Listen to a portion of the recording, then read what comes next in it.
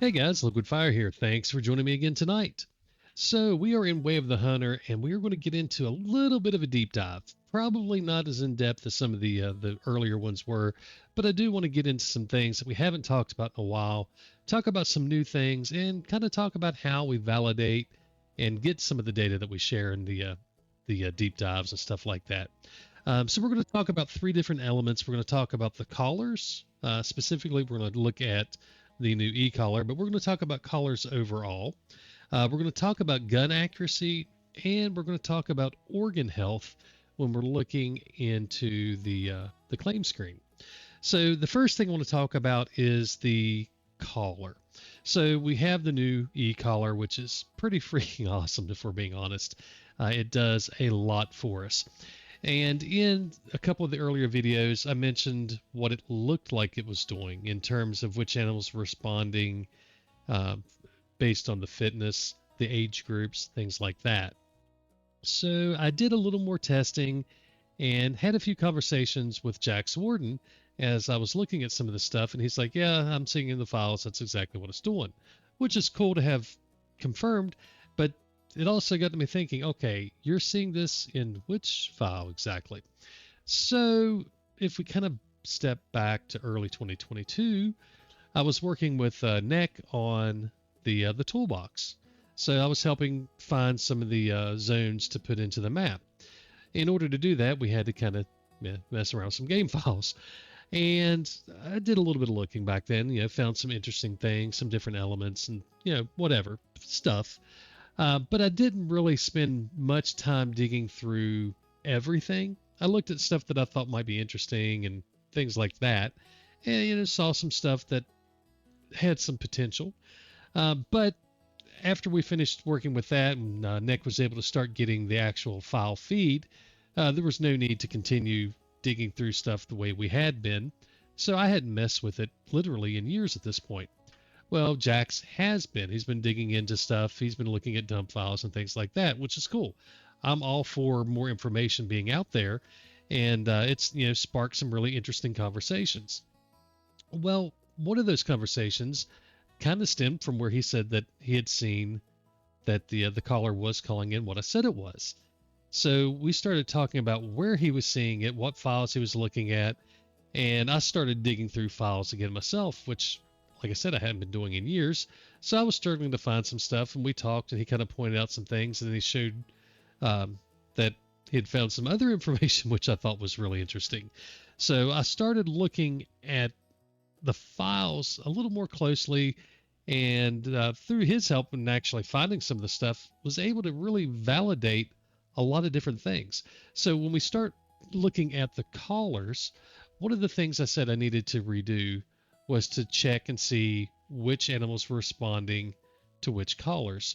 When I say animals, I mean which age groups would be responding to which callers. So if you have, say, the red deer collar, if you have it on high fit, is it only matures? Is it young and adults and mature? Which groups are actually responding? So the first thing I did was to go back and validate everything that I'd put out previously as the way the callers worked. The testing that I'd done in game, spending hours and hours and hours testing all the calls on all the different animals. And the great thing is, it was exactly correct. Every bit of it was dead on the money. Now, that doesn't really matter so much that I was right. It mattered that it matched up with what we saw in game, which told me that, hey, we can actually trust this data. This is something that's being used by the game. It is accurate. So I was able to go through, validate everything is still the same. So your deer grunt is still only going to call in the matures for the high fit collar, your level 3 collar. It's only going to call in the mature males. The level 2 collar, your low fit's going to call adults and matures, no youngs. That's the same. Hasn't changed. Same things with the elk collar and the moose collar. Everything that I'd showcased that they would do is exactly the same, and it's confirmed with the data. It matches up with what we were seeing in game. So that's a big piece of information. Now, when we start looking at the e-collar, this was a new one that I had not tested, but if was 47 different animals, and I didn't want to try to test it because it's a ton of work. It takes a lot of time to go find all of the different animals. You need to find the young adult mature low fits, the young adult mature high fits, and you need to be able to call them to see which ones are responding. So you have to call and call and call, figure out what's not coming in, shoot it, see what it was, and you just have to keep rinsing and repeating for every animal. And that's a nightmare. It's a lot. But we were able to look through the file and see that it was exactly what it looked like it was going to be. So for the level 1 caller, that's your low fitness. It is only calling males. Doesn't matter what group it is, whether it's predators, well, I don't want to say birds, but predators, deer, whatever. In terms of all of your mammals, I guess it's calling in no females at all. It is low fit males only, and it does not call in low fit youngs for any species, any mammal. Birds are separate. Just consider birds their own thing. So for all of your mammals, the low fit does not call in young. It's confirmed. We saw it in game. We've seen it in the file. For high fit, it's only going to call in the mature males. Okay, so it's kind of like the deer grunt. Only the matures are going to come in, but it's for every mammal. Now, when we look at birds, it's everything. It's young, adult, high fit, low fit, mature, female, male. It doesn't care. It's all of them, which we already knew. It responds as a flock. So it's not that there's any opportunity to just call in low fits or just call in high fits or males or females. If you're calling birds, all it does is lowers the flight deck of the bird flock, and that's it. They don't come land. They don't do anything special. They just fly to lower altitude. It's interesting as a solution. But again, we were able to confirm what the e-collar is calling, and I have updated it in the shared info workbook that I have out there. So we did put it in there. It's all the same format as before, and everything else in here is accurate. So that's a plus. All right, guys, we're going to do a real quick test here. It's really not even a test, more just showcasing the timing on the universal collar here. But what we're going to do is put it on mule deer first. We're going to just simply showcase where the triangle stops throughout the call, so you know exactly where to look for things to happen at. We've done it for all the other collars, so we're just going to go ahead and do it again real quick for the universal collar. The timings are the same. It's still the 45 seconds walk in, 15 to 20 second shooting window, and they walk back. We're just going to do it on tape with this one, and I'll probably put up like a little timer or something so you can see how long things happen. But the big thing is to see where things stop at. So we're just going to call one of these mule deer and kind of watch things. We know from using it already, it's going to be under the R in universal, roughly where it stops at. So let's go ahead and get this going. All right. So let's see which deer decides to come over to us. All right, it's going to be this guy here. So we've got him coming in. So we're just going to keep the collar up and watch where he stops at. And then where he turns to go back at, if he's not in the middle of a bush. If he is, we'll just call again and watch him.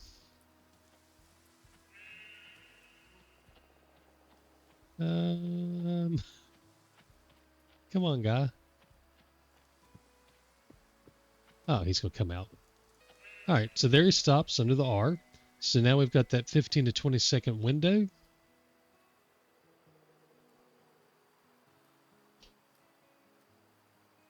And this is where you have the great opportunity to shoot. And then at the end of this window, you'll watch him. He'll turn sideways. There we go. It's under the L in electronic. There's the alert part. Here's the turn. There's your shot. And now he's going to trot back.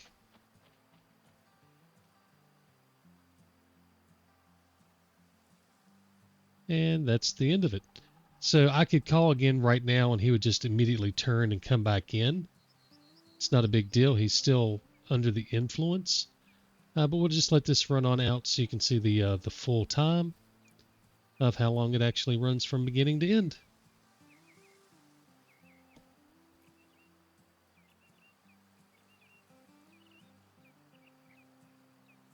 All right, there you have it. And that's it. Now, kind of moving to the next part was the gun accuracy. So if you know me, you know that I care immensely about the accuracy of the rifle. The weapons in Wave the Hunter are all fine. Okay. Some are inaccurate, but they're accurate enough to be just perfectly fine at a couple hundred yards. You don't have to worry about it. So if you just want to use whatever you want and you want to shoot and hit, you're going to be fine. You can hit lungs with any of the rifles at a couple hundred yards and not have to worry about it. Even the most inaccurate rifle is perfectly fine to use.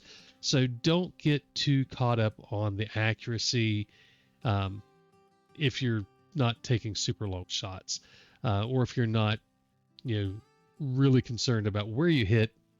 If you want to just kill it, even the 30-06, the old Remington 1903, it is the least accurate rifle in game. It's perfectly fine. You can use it. Don't sweat it. Just understand that it may not hit where you aim. That's all it comes down to. But they're good enough. For me personally, I like to hit as close to exactly where I'm aiming as possible. That's just something in my play style that I really prefer. I like to be very precise. I like to be very accurate, and I like to hit where I aim. I focus on higher accuracy rifles. The monoblock, for example, that was my go-to in the beginning. It was the most accurate there was. Great rifle, the 308. It's a great T5. Still today, it is my absolute favorite rifle in game. I love the look of it. I like the sound of it. I like the efficacy when you're using it. It's a very good gun. They did nerf it, and then they nerfed it a little more, but it's still a good gun. And I would have no problem carrying it as my main, as I walk around hunting anything. But then they brought in the Armad. Also, deadly accurate. Exactly as accurate as the other monoblock. They're both monoblocks, so it makes sense that they'd be the same. They also have the Steyr SSG M1. All three of those are extremely accurate. Now, I'm talking about this accuracy because I tested it very, very, very meticulously a few different times actually. After I upgraded to a 4K monitor, I retested them all. And what I'm doing is literally taking the HunterSense icon and measuring the diameter of the HunterSense dot. So whenever I'm talking about it being a score of 44, that's literally 44 pixels in diameter. That's all it is. So when I say it's a 44 and the GAMS is a 52, the SM12 is a 52 as well. That's what that is. That's the actual diameter of the HunterSense dot. Now, if you've ever looked in the shared info sheet, there's an accuracy scale. That's to kind of help understand how it compares to the most accurate rifles in game. So if you see something has a scale of 4, that literally means that the HunterSense dot is 4 times as big as the monoblock, the SSG, either of those frames. So they're 44, a 40 is going to be 4 times as big as that. So that's like, the 1903. It's technically 176 pixels across versus 44 pixels. That's what the accuracy scale is. It's just so you can look at something and have an idea of how much bigger it is compared to the most accurate. So something Jax had mentioned is that he had found accuracy in a file, and I found that intriguing. So of course I immediately started digging in and started looking at the accuracy. And there was a lot of information in there. The cool thing is I was able to take a look at the accuracy they have detailed in the files. And it's looking at across a bunch of different files and compare that to the accuracy I had in the sheet. And it was almost exactly 1-to-1. So there were a few different rifles that had anywhere between 1 and 4, I think it was 4 pixels, 1 and 4 pixels different than what their rating was. So something, let me scroll down here. So something like the Bagara, the B14, it has an accuracy rating of 64. And then if we look at the 9.3 with 6.2, it has a 62.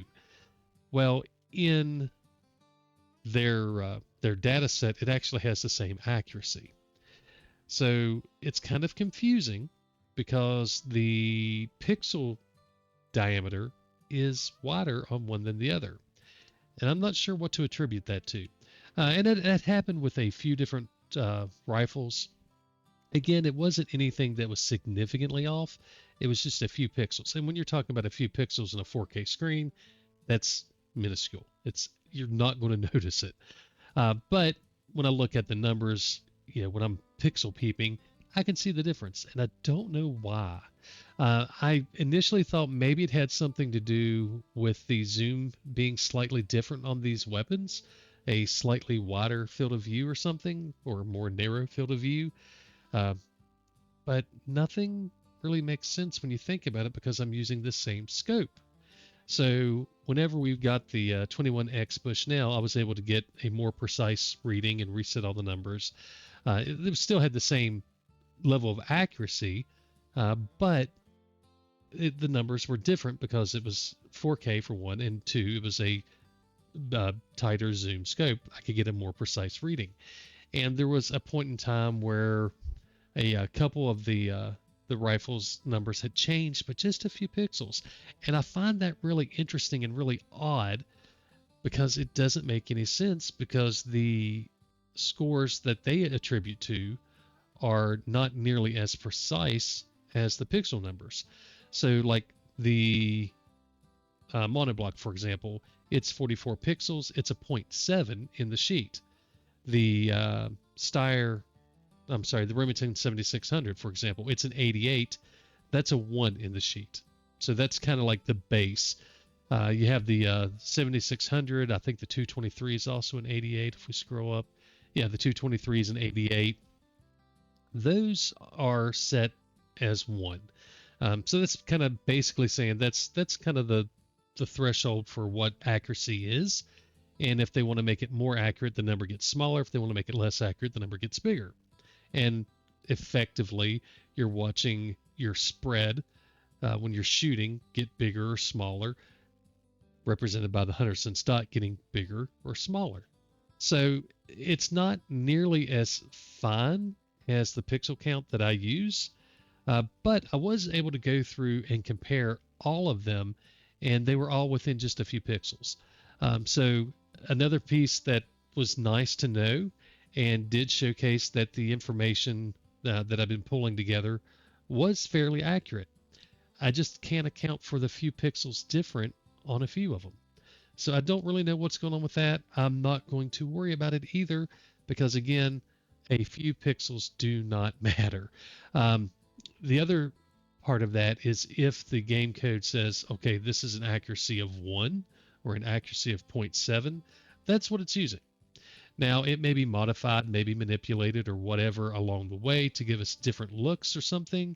And if that's happening, there's nothing I can do other than take a look at the pixel count and say, okay, this maybe it's supposed to be 88, but it's actually an 89.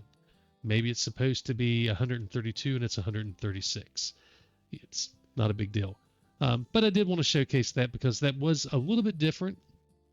Very interesting, and again, being able to confirm, what I was seeing in game, what I had tested, and what I was putting into the sheet and sharing with people being accurate, that's important to me. I don't want to give wrong information if I can avoid it, and if I do, I want to correct it. So that's kind of what's going on with the accuracy.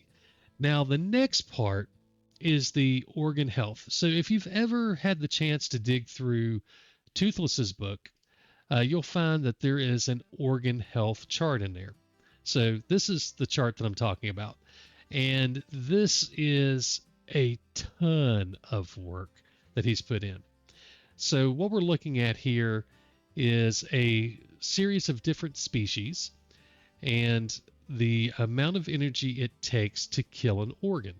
So if we look in here at whitetail, for example, we can see for flesh, it's taking about 5,000 joules, bone about 5,000, lung 400, spine 700, artery 70, intestine 900, stomach 800, heart 60, liver 300, skull 900, and brain was less than 72.5. So digging through the files, Jax was able to find thresholds for all of the different organs based on the actual weapon. So let me rephrase that, the weapon type, not the actual weapon, the weapon type. So in here we were looking at rifle information. We have now expanded that with the death energy needed sheet, for lack of a better name, to showcase rifles, arrows, bolts, slugs, and pellets or buckshot. So the game is actually breaking down all of these different animals into different groups here. So we'll kind of walk through what that is and how that works. So if you scroll down in the sheet a little bit, you'll see there's a key down here at the bottom. So big game is your Alaska moose, the black bear, your elk, red deer, sandbar, etc. Pretty cut and dry. It's your big animals. Now, the next section is your medium game, and that's broken up into two groups. So you've got anything that's in the medium game group that's under 50 kilograms and anything that's over 50 kilograms. It's technically a slightly different range. It's like 50 to 150 and then I guess 7 to 50 or something. I can't remember what the number is offhand. But effectively for us, it's the medium game group and the small game group. So don't worry so much about the weights. We have it broke down so you can see which animals are in which group. So your medium game, these are the big medium game. Your barren ground caribou, your bighorn, your wild boar, fallow deer, all of those deer like that, your whitetails, that's your bigger medium game. And then in the smaller medium game, you've got the chamois, the tahr, you've got the lynx. Yeah, the lynx is in with the medium game. Your springbok, things like that. So the springbok, that group is a little bit smaller than the other medium game. So you can get by with a little less damage in many cases than you can with the slightly bigger medium game. And that matters. That matters a ton when you're looking at long range shooting and when you're looking at using less powerful weapons. Take the 44, for example. One of the things I was doing when I was first messing around with it was shooting springbok. It was just a good litmus test to see how it was going to work at some range, and we were able to stretch out a long ways with springbok. And if you're looking to compare that to whitetail, it may be a little bit different. But that's kind of how things are being broken down. So you've got big game, medium game, small game in two different groups as well. The really small game is just your hares, so all your rabbits. That's all that is. And then, of course, birds. Birds. But if we kind of go back up to the chart here, we've got, we'll look at the big game to begin with. Actually, yeah, we'll look at the big game. So you have your rifle, your arrow, your bolt, your slug, and your pellets. And you have all the different organs with a minimum and instant number. So the minimum number is your minimum threshold to kill that organ. So if you shoot the heart and you give it 75 points worth of damage, the animal's going to die. If you give it 500 points of damage, it's going to die instantly. And that's all these numbers are reflecting. So you can take a look at, for example, the brain and see that it's basically, if you get enough to get a minimum kill, it's going to be instant. To where you have flesh where you can get to the minimum kill where it's going to bleed out and die, but you still have another 3,000 damage points to apply before you get that instant kill. And that's not the case for all of them. And it can even change depending on the type of animal you're looking at. So in some cases, you may have a much smaller number or a larger number. It may have a bigger threshold between the minimum damage and the instant kill damage. So like looking at the big game, the spine, you hit it with the rifle, the minimum threshold's 900. That's also the instant threshold. But if you hit it with an arrow, the next row down, the minimum damage is 45 and the instant damage is 200. So the arrows are obviously going to have different energy readings, and they've adjusted the health to represent a better number that makes sense for the type of ammunition being used. So by ammunition, I mean weapon type. Rifle, arrow, bolt, slug, pellets. Those are all different. Now, what I can't say is exactly what this is. Is this pure joules? Is this joules after some calculations are applied? Can't really say anything about that. Is this exactly correct? I can't say that for sure either. I can say it's what's in the file as accurately as I can. I can say that it seems to be pretty on par with what Toothless discovered. So if we take a look at the medium game, remember in here we have the white-tailed deer. So we look at lung and we see that the minimum threshold is 400 and the instant threshold is 1700. If we jump back over to Toothless's testing, he says that the minimum threshold for a lung is 400. That's identical. And he was testing it using joules. So if we take a look at a screenshot or a video even, but if we take a look at a claim screen, we can see what he's talking about. So here's just a random example I pulled up real quick. So this is a screenshot of a mule deer that we shot with the 416.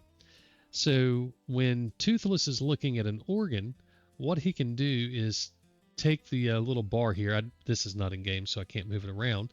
But you take the bar and put it right here over the heart, and you get the current energy reading. So say it's 2000, just random number here, kind of in the right area. So it comes in at 2000, and we'll say it comes out at 1200. So that would be 800 joules worth of damage applied to the heart if it was from here to here. And we see this was obviously a full kill of the heart. It doesn't take that much damage to do it. We were hitting it with the 416 anyway. But he was able to go through and take a look at a lot of different shots using stuff like the lungs here where we don't have the full bar.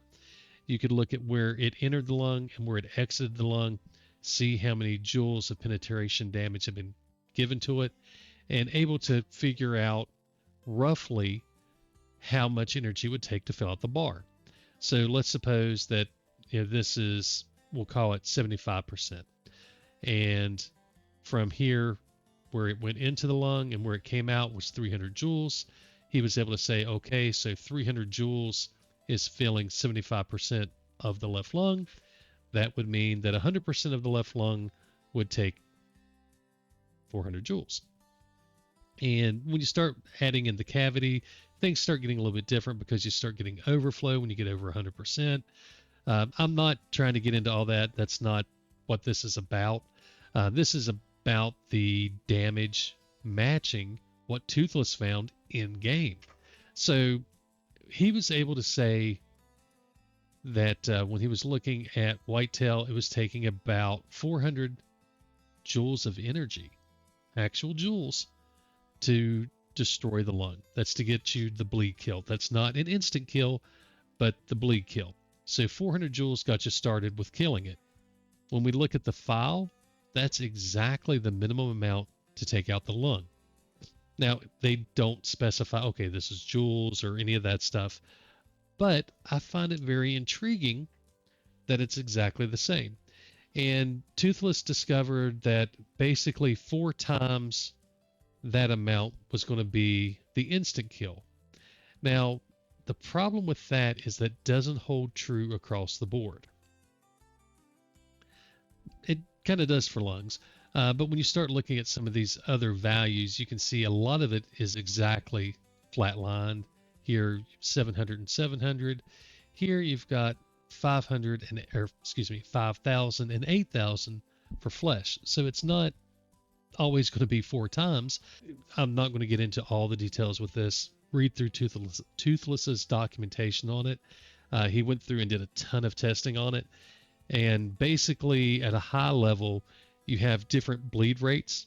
So I'm going to make up some numbers here. These are not exact numbers. Don't try to quote it. Don't think it's going to be the same, consistently or anything like that. But let's suppose that you're in level 1, the deer runs 100 meters. If you're in level 1, the deer runs 200 meters. In level 2, it may only run 175. Level 3, it may run 150. Level 4, maybe instant. So depending on how much damage you're doing towards that instant death threshold will change how far the animals run. When you get those that you shoot, they take a few steps and fall over. Yeah, it's not instant, but you're right there at it. You're very, very, very close. And that's the highest threshold before instant death. And he was able to replicate that again and again. Different animals, different values, all that stuff. And he's done a ton of testing on it. And I kind of expect that he's going to take a look at this and do a little bit more testing with it and see how much of it lines up with what he's found in game. I know within a few hours, he's looked at a couple pieces here and been like, yeah, I don't think that's what we see in game. And I completely expect that, especially when we're looking at some of the things like arrows and bolts. There's so much going on with how they work, with the different cavity damages and all that stuff, that it would not surprise me if some of this isn't as straightforward as the rifle for the whitetail lung happens to be. But I think it gives us a pretty good idea of how things work. It doesn't really matter so much that it takes 400 joules to pop a lung. What matters is understanding that 400 starts the death process, 1700 instant death.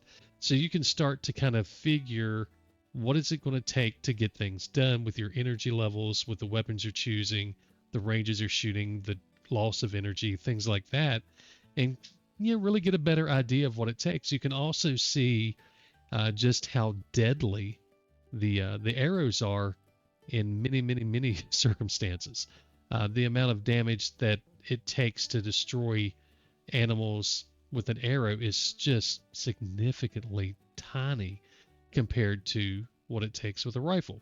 They have much, much, much lower energy thresholds to begin with, so that basically means it has to be a lower number, but it's that percent of the energy that's somewhat interesting to me. Something else that kind of stood out is we have some scenarios where things change in odd ways that I don't necessarily understand. For example, we're looking here at the medium, we'll call this the large medium game and the small medium game. So the over 50 and under 50 kilograms. Over 50 being large, under 50 being small.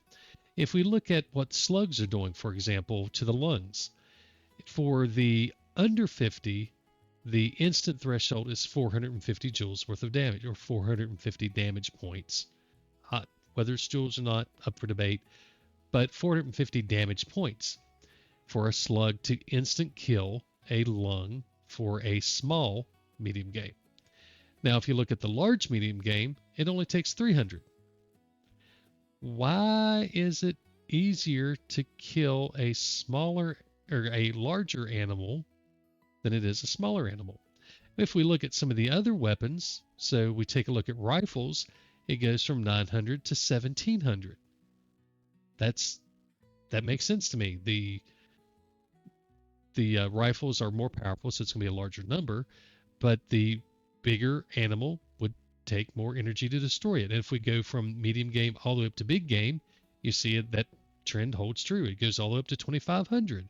If you go down to the actual small game, it may be 200 or even 100 for the rabbits. So to see that number go down with a bigger animal seemed a little odd. And it happened a few different times. In other cases, it stayed exactly the same. So the artery, for example, 75, 75, 75, 75 for the small medium game and the large medium game using the arrows. They were exactly the same, 75, 75, 75, 75 for the arteries. Okay, that maybe makes sense because it's an artery and once you cut it, it's cut. I don't know. I'm not sure what the logic is for some of this stuff. But if you look at some of these other ones, it gets significantly bigger. So looking at the liver, 35 to 150, 350 to 750. That all makes sense. But then you have some over here that are the opposite. So there are definitely some numbers in here that just seem a little suspect. I don't know. It just seems a little odd. The pellets needed to kill the lung here is 2,000 joules worth of damage, but only 600 for the slug. Usually it's either the same or potentially the other way around. The slug needs less energy in most cases to do the damage. It's either the same or less. Here, well, I guess that is the same, isn't it? It is less. When I was looking at this, I was looking at the ones that were the same at the time, but there are some other ones where it is less. So I guess that could be correct. But that's the thing. When you have data like this, maybe it exposes some mistakes in the data set itself. Maybe it showcases something to us that we can learn from it.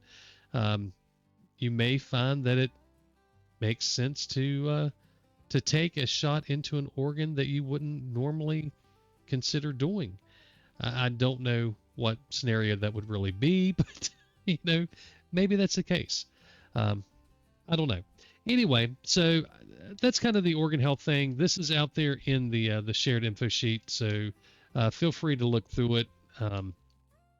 Again, I am not an absolute expert when it comes to the organ health, the thresholds. That was something that I did talk with Bumble and Toothless while they were looking through it. I looked at it early on, thought it was really odd the way it worked, and didn't really pursue it a ton. Toothless and Bumble did, and then they figured out exactly what was going on or what appeared to be going on. And it took Toothless a few times to actually explain it to where I actually got it. And then once I got it, it's like, oh, that's so freaking obvious. I don't know how I couldn't see that. So I am not the expert on it. I am absolutely not. I think I have a good grasp on it. But Toothless and Bumble, we both have spent more time digging into that than I have. And I expect Toothless is going to dig through this and probably showcase some concerns if I'm not mistaken. But yeah, if you have any questions or whatever, yeah, definitely reach out. It's always interesting to have conversations, whether we agree or disagree. It's great to have a conversation. The problem that we see with a lot of people these days is they don't know how to disagree. And they think that disagreeing is bad or wrong or for some reason taboo. Disagreeing is great. If you just agree with everything, you don't learn anything. Maybe you're right, maybe you're wrong. Maybe somebody else is right, maybe somebody else is wrong. It doesn't matter. As long as you can have a conversation and defend your position and hear their position, it doesn't matter if you're right or wrong. If you can come away with it learning something, even if it's a different perspective, that's a huge win. So if you disagree, yeah, don't be afraid to stand up and say, hey, I think maybe you're wrong about this. This is what it looks like to me, and this is why I think it looks like that. And yeah, that's great. If I'm wrong about something, show me where I'm wrong. Show me how I can do it better, how I can do it right, and I will own that I was wrong if I agree. If I disagree, well, I'm going to showcase why I think it's the way I think it is. So, if you have questions, you have comments, you have concerns, certainly reach out. Discord's probably the easiest way through the video chat or messaging system, whatever you want to call it, the comments. You can definitely put stuff there, but that kind of creates some hard conversations if you get into the details. But yeah, definitely reach out. So that's it. I just wanted to kind of touch on the caller, the information we found there, what we confirmed, and what we saw in the files. I wanted to talk about the gun accuracy. So I think I may have forgotten. I did a little video for the collar animals, or not the animals, the e-collar. If I did forget to talk about that, I apologize because I'll have to just kind of insert it and make a little blurb about having to add that in because I meant to do that, and I don't think it did. Anyway, so we wanted to talk about the e-collar and the other collars, and let you guys know that the information is still correct. So anything that I said was calling low fits, high fits, youngs, adults, whatever, that's all correct. We're still good to go there. Gun accuracy, we already knew that it was accurate because we looked at the pixels one by one, but we were able to confirm that with the game files. And with the organ health, the energy required to kill the different organs, that's all pulled from the game files. It has not been tested. Toothless has some numbers that match up. So it seems like it's probably going to be fairly accurate, at least for the rifles. I'm sure people will take a look at some of the others and say, yeah, that's not even close. I've got numbers that are way different. And that's fine. We'll have to fiddle around with it and figure out what's going on. But I did want to put this into a more digestible format than what you get looking in the game files, because it is not something that's easily consumed. And again, thanks to Jax for part of that. He put it into a much more convenient set of data points to look at. And then I took that and put it into this, which is something where you've got this one spot to kind of look at it. And I think it does all I needed to do. It's not something that I'm going to be looking at very often, but it's interesting. It's cool to see, and it's always, to me, interesting to see how they're handling some things in the back end. But yep, that's it. So I just wanted to go through all that stuff, kind of give you guys a heads up and some updates, and kind of showcase where some of this comes from. All right, guys, if you have any questions, certainly feel free to reach out. You guys have a good night. God bless, and happy hunting.